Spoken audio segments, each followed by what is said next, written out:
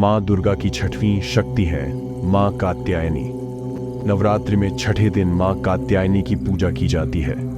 इनकी उपासना और आराधना से भक्तों को बड़ी आसानी से अर्थ, धर्म, काम और मोक्ष चारों फलों की प्राप्ति होती है। उसके रोग, शोक, संताप और भय नष्ट हो जाते हैं। जन्मों के समस्त पाप भी नष्ट हो जाते हैं। इस देवी को नवरात्रि में छठे दिन पूजा जाता है। कात्य गोत्र में विश्व प्रसिद्ध महर्षि कात्यायन ने भगवती परांबा की उपासना की, कठिन तपस्या की। उनकी इच्छा थी कि उन्हें पुत्री प्राप्त हो। मां भगवती ने उनके घर पुत्री के रूप में जन्म लिया, इसलिए यह देवी कात्यायनी कहलाई। इनका गुण शोध कार्य है, इसीलिए इस वैज्ञानिक युग में कात्यायनी का महत्व सर्वाधिक हो जाता है। इनकी कृपा से ही सारे कार्य पूरे जो जाते हैं। ये वैद्यनाथ नामक स्थान पर प्रकट होकर पूजी गईं। मां कात्यायनी अमोघ फलदायिनी है। भगवान कृष्ण को पति रूप में पाने के लिए ब्रज की गोपियों ने इन्हीं की पूजा की थी। यह पूजा कालिंदी यमुना के तट पर की गई थी, इसीलिए ये ब्रजमंडल की अधिष्ठात्री देवी के रूप में प्रतिष्ठित है। इनका स्वरूप अत्यंत भव्य और दिव्य है। ये स्वर्ण के समान चमकीली हैं और भास्वर हैं। इनकी 4 भुजाएं हैं। दाईं तरफ का ऊपर वाला हाथ अभय मुद्रा में है तथा नीचे वाला हाथ वर मुद्रा में। मां के बाईं तरफ के ऊपर वाले हाथ में तलवार है व नीचे वाले हाथ में कमल का फूल सुशोभित है। इनका वाहन भी सिंह है। इनकी उपासना और आराधना से भक्तों को बड़ी आसानी से अर्थ, धर्म, काम और मोक्ष चारों फलों की प्राप्ति होती है। भक्तों के रोग, शोक, संताप और भय नष्ट हो जाते हैं। जन्मों के समस्त पाप भी नष्ट हो जाते हैं। इसीलिए कहा जाता है कि इस देवी की उपासना करने से परम पद की प्राप्ति होती है।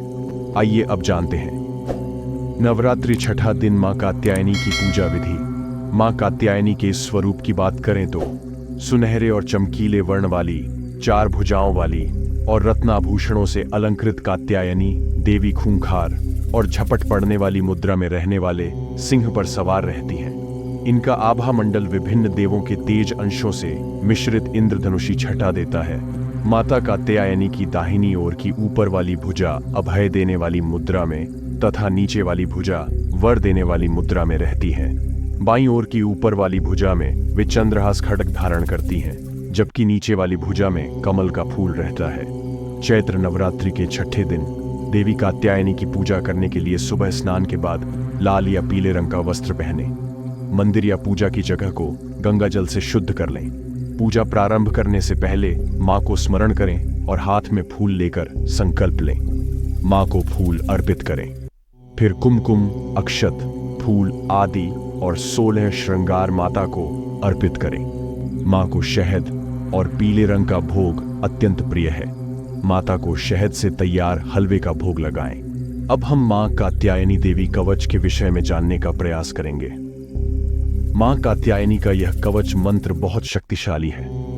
चैत्र नवरात्रि में कात्यायनी के इस कवच मंत्र का जाप नवरात्रि के छठे दिन करने से सभी मुश्किलें स्वयं दूर होने लगती हैं। साथ ही सकारात्मक ऊर्जा का संचार होता है, जिससे परिवार में सभी का स्वास्थ्य ठीक रहता है और लंबे समय से बीमार व्यक्ति भी इस कवच मंत्र के जाप से ठीक हो सकते हैं। इस कवच का पाठ सच्चे मन से करने पर रोगों से मुक्ति मिलती है। यदि आप जीवन की सभी प्रकार के भय, डर से मुक्ति चाहते हैं तो इस कवच का पाठ अवश्य करें।